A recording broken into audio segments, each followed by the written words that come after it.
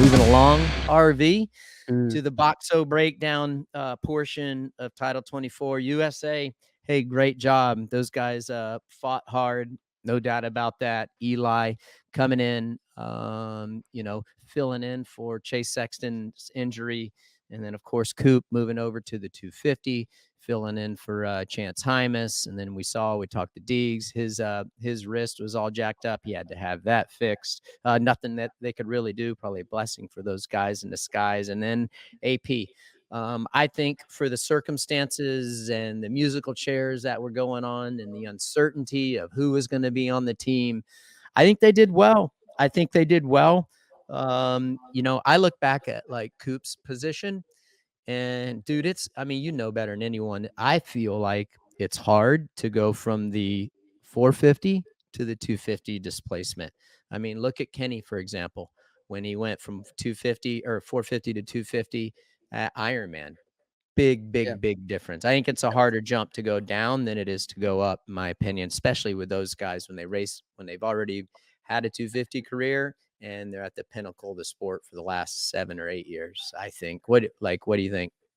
Yeah, no. I think it's easier to ride a 250F. Like let's just be honest. It's not as fast, it's not as heavy, but it's I think also harder to race a 250F when you've been racing a 450, like you said, for 5 to 6, 7 years. Not burying that motorcycle in the turn. It just doesn't have the power to recover. You ride the bikes completely different. So I think I think Coop rode well, given the circumstances, right? Like we had Chance, we offered it to Deegs. Obviously we know his wrist problem. Then Chance was injured. Then we had to come up with another option. Our third option was taking Coop, moving him down to the 250 class. I think for the cards we were dealt so late in this preparation, right? Like typically we ship bikes. I was talking to AMA, Pelletier at AMA, and he's like, typically we ship bikes, early for this. Well, they didn't get bikes shipped out until the week before this event. Really? Oh, because of the uncertainty. Yeah. And the change. Yeah. The uncertainty from the changes of the riders. So Team USA was under the gun from that point of view. I think we left it all out on the table. Like I will say, Eli rose to the occasion. We know that his thumb injury, he got to race, 3 SMX rounds, but as for going from SMX to this track, we're watching the replays right now. And, I think that's Prado right there that he just made the move on up against Geyser now in this turn here. I think the conditions that he was dealt and the occasion that he rose to, call it Captain America for sure. Like he rode phenomenal on a very, very, very tough, technical, treacherous track. Believe me, when I'm telling you guys this, Saturday was absolutely insane. Sunday was a bit better, but I can only imagine if Eli would have had a whole season, let's say, under his belt and being comfortable and being willing to push the limit, because that track was very, very tough to push the edge on from the hard base, from the drizzle rain that we had all day, and then with how ruddy it was.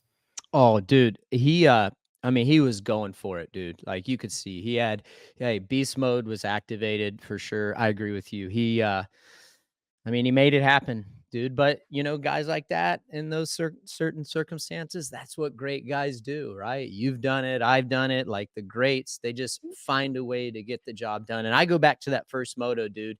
He marched up through there. He passed a lot of the guys, and he got hung up.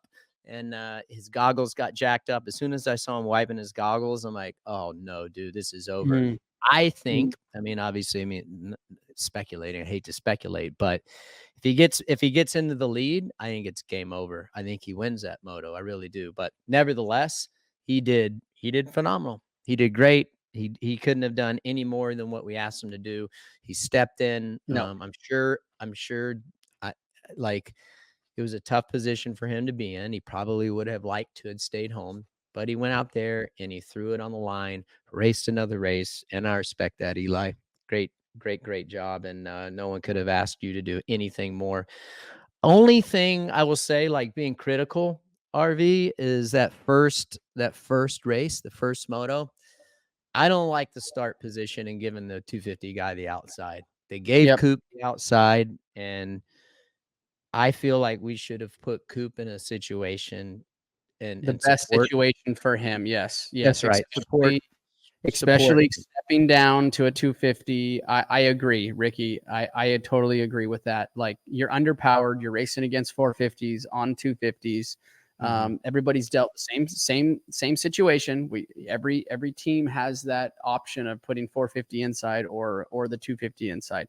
I personally believe maybe our throwaway was a 17 for Coop. Moto 2 he had a ninth. So right there with a ninth, if we could have had that 17, maybe a 12, right there is potentially, or our 9, right? So it depends.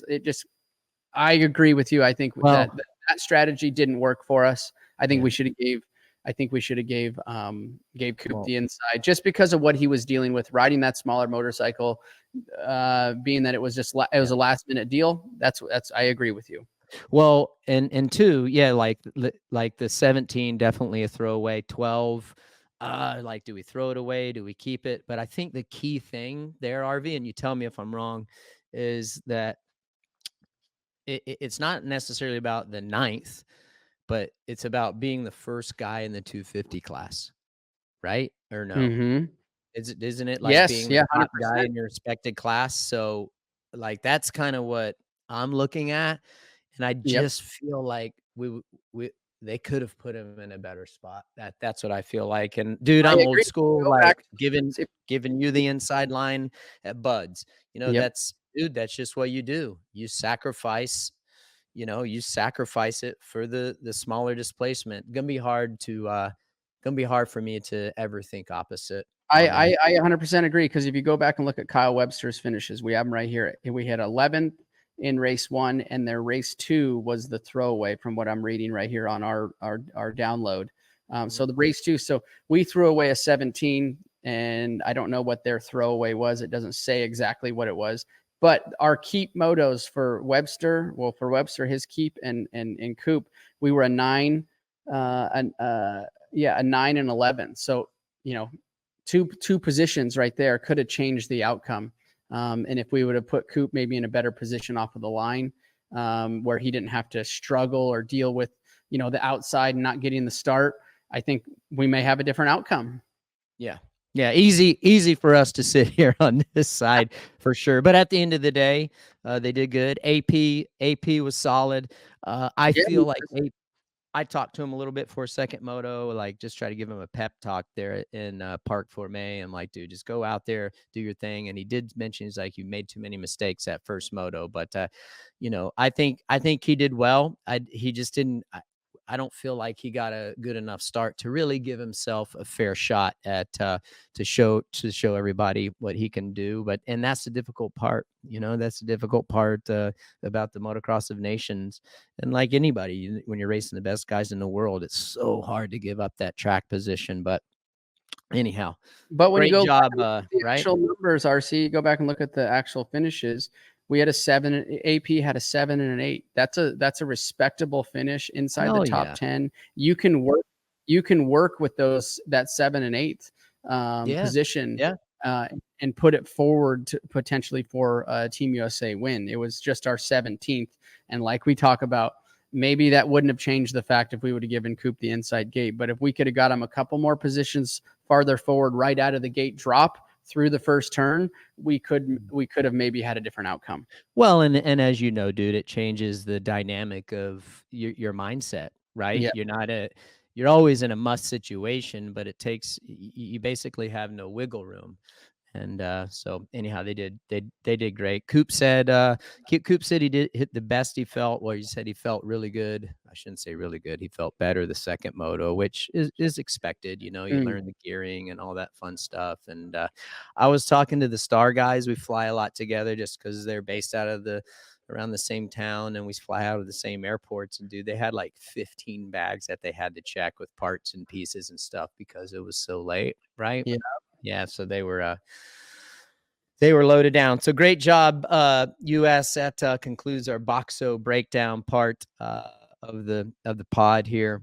We're gonna elaborate a little bit. RV has was we were thumbing through some fan questions. We're not gonna do it yet, so because I don't want to lose you. Because I know once we get to this person's comment, you're gonna lose your top. So, you know, guys, you guys are gonna you're gonna love that. But check out boxousa.com. Fantastic company. Talking about all the time, and yeah, a lot of the top manufacturers are using it. So great company, and we appreciate your support. Hi, folks. Lee Diffie from NBC Sports here. If you truly enjoyed what you just watched, you can get more news, interviews, and highlights by subscribing to the Motorsports on NBC YouTube page. You can get it all, so go for it.